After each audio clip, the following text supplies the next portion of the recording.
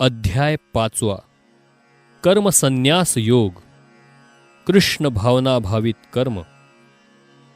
अर्जुन म्हणाला, हे कृष्ण, सर्वप्रथम तुम्ही मला कर्माचा त्याग करण्यास सांगता आणि पुन्हा तुम्ही भक्तिपूर्वक कर्माची प्रशंसा करता. आता या दोहोंपैकी कोणते अधिक लाभप्रद आहे ते कृपया मला निश्चितपणे सांगाल का? श्री भगवान म्हणाले, कर्माचा संन्यास आणि भक्तिभावित कर्म दोन्हीही मुक्ती देण्यास चांगले आहेत, परंतु या दोहोंपैकी भक्तियुक्त कर्म हे कर्मसन्यासापेक्षाही उत्तम आहे.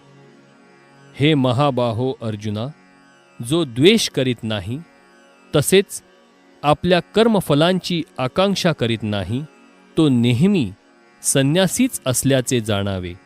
सर्व प्रकारच्या द्वंद्वांतून मुक्त असणारा असा मनुष्य सहजपणे भौतिक बंधन पार करतो आणि पूर्णपणे मुक्त होतो. केवळ अज्ञानी लोकच भक्तियोग अर्थात कर्मयोग हा भौतिक जगताच्या विश्लेषणात्मक अध्ययनापासून अर्थात सांख्ययोग भिन्न आहे असे म्हणतात. जे लोक वस्तुतः ज्ञानी आहेत ते म्हणतात की या दोन्ही मार्गांपैकी कोणत्याही एका मार्गाचे चांगल्या रीतीने जो अनुसरण करतो त्याला दोन्ही मार्गांचे फळ प्राप्त होते. जो जाणतो की सांख्ययोगाद्वारे प्राप्त होणारे स्थान भगवत भक्तीद्वारेही प्राप्त होऊ शकते आणि म्हणून जो सांख्ययोग आणि भक्तियोगाला समान रूपामध्ये पाहतो तोच यथार्थपणे पाहणारा होय. भगवत भक्तीमध्ये युक्त न होता केवळ सर्व कर्मांपासून संन्यास घेतल्याने मनुष्य सुखी होऊ शकत नाही, परंतु भक्तीमध्ये युक्त असलेला मुनी व्यक्ती विनाविलंब ब्रह्माची प्राप्ती करतो. जो भक्तिपूर्ण कर्म करतो विशुद्ध आत्मा आहे आणि आपले मन व इंद्रिये संयमित करतो, तो सर्वांना प्रिय असतो आणि सर्वजण त्याला प्रिय असतात. असा मनुष्य जरी कर्म करीत असला तरी तो कधीच बद्ध होत नाही.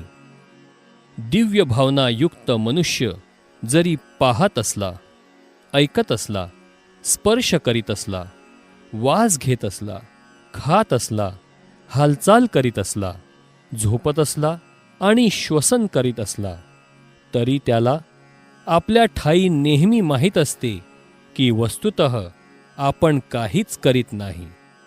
कारण बोलताना, उत्सर्जन करताना, स्वीकार करताना किंवा डोळ्यांची उघडझाप करताना तो नेहमी जाणतो की केवळ भौतिक इंद्रिये आपापल्या विषयांमध्ये संलग्न आहेत आणि तो स्वतः त्यांच्यापासून अलिप्त आहे.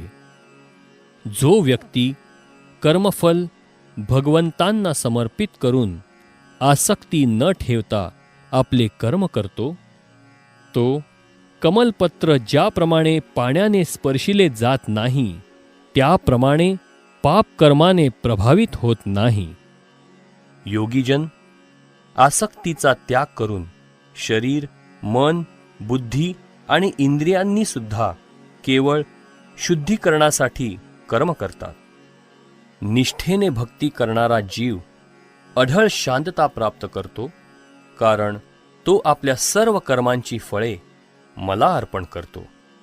परंतु जो भगवंतांशी संबंधित नाही आणि जो आपल्या श्रमामुळे निर्माण होणाऱ्या कर्मफलांचा लोभी आहे तो बद्ध होतो. जेव्हा देहधारी जीव आपली प्रकृती संयमित करतो आणि मनाद्वारे सर्व कर्मांचा त्याग करतो, तेव्हा तो कर्म न करता तसेच कर्म न करविता 9 द्वारे असलेल्या या नगरात अर्थात भौतिक शरीर सुखाने राहतो. देहरूपी नगराचा स्वामी देहधारी जीव हा कर्माची निर्मिती करत नाही. तसेच तो लोकांना कार्य करण्यास प्रवृत्तही करीत नाही किंवा कर्मफलेही निर्माण करीत नाही. हे सर्व कार्य प्राकृतिक गुणांद्वारे केले जाते. तसेच भगवंत कोणाचेही पाप किंवा पुण्यकर्मे ग्रहण करीत नाहीत. तथापि देहधारी जीव हे त्यांच्या वास्तविक ज्ञान आच्छादित करणाऱ्या अज्ञानामुळे मोहित होतात. परंतु जेव्हा अज्ञानाचा नाश करणाऱ्या ज्ञानाने जीव प्रबुद्ध होतो, तेव्हा ज्याप्रमाणे सूर्य दिवसा सर्व वस्तूंना प्रकाशित करतो, त्याप्रमाणे त्याचे ज्ञान सर्व गोष्टी प्रकट करते. जेव्हा मनुष्याची बुद्धी, मन, निष्ठा आणि आश्रय हे सर्व भगवंतांवर स्थिर होते, तेव्हा पूर्ण ज्ञानाद्वारे त्याची सर्व कल्मशे धुतली जातात आणि याप्रमाणे तो सहज मुक्तिपथावर अग्रेसर होतो. विनम्र साधू व्यक्ती यथार्थ ज्ञानाच्या आधारे विद्या विनय संपन्न ब्राह्मण, गाय, हत्ती, कुत्रा आणि चांडाळ या सर्वांना समदृष्टीने पाहतो. ज्यांचे मन एकत्व आणि समतेत स्थित झाले आहे, त्यांनी जन्म आणि मृत्यूच्या बंधनावर पूर्वीच विजय प्राप्त केला आहे. ते ब्रह्माप्रमाणेच निर्दोष आहेत आणि याप्रमाणे ते पूर्वीच ब्रह्मामध्ये स्थित झालेले असतात. जो मनुष्य प्रिय वस्तू प्राप्त झाल्यावर हर्षून जात नाही, तसेच अप्रिय वस्तू प्राप्त झाल्यावर शोक करीत नाही, ज्याची बुद्धी स्थिर आहे, जो मोहरहित आहे आणि भगवत विज्ञान जाणतो, तो पूर्वीच ब्रह्मामध्ये स्थित असतो. असा मुक्त मनुष्य भौतिक इंद्रिय सुखामध्ये आसक्त होत नाही, तर तो स्वतःमध्येच सुखाचा अनुभव घेत सदैव समाधिस्थ असतो. या प्रकारे आत्मसाक्षात्कारी मनुष्य ब्रह्माच्या ठायी एकाग्र झाल्याने अमर्याद सुखाचा अनुभव घेतो. भौतिक इंद्रियांच्या संयोगापासून उत्पन्न होणाऱ्या दुःखांच्या कारणामध्ये बुद्धिमान मनुष्य भाग घेत नाही. हे कौंतेया, अशा सुखांना आरंभ आणि शेवट असतो, म्हणून बुद्धिमान व्यक्ती त्यामध्ये आनंद घेत नाही. वर्तमान शरीराचा त्याग करण्यापूर्वी जर मनुष्य प्राकृत इंद्रियांचा आवेग सहन करू शकला आणि काम आणि क्रोध यांच्या वेगांना आवरू शकला, तर तो योग्य प्रकारे स्थित आहे आणि या जगात तो सुखी असतो. ज्याचे सुख अंतःकरणात आहे, जो अंतरात सक्रिय आहे आणि अंतरातच आनंद अनुभवत असतो, आणि ज्याचे ध्येय अंतरातच आहे, तो वास्तविकपणे परिपूर्ण योगी आहे. तो ब्रह्मामध्ये मुक्त होतो आणि शेवटी ब्रह्माची प्राप्ती करतो.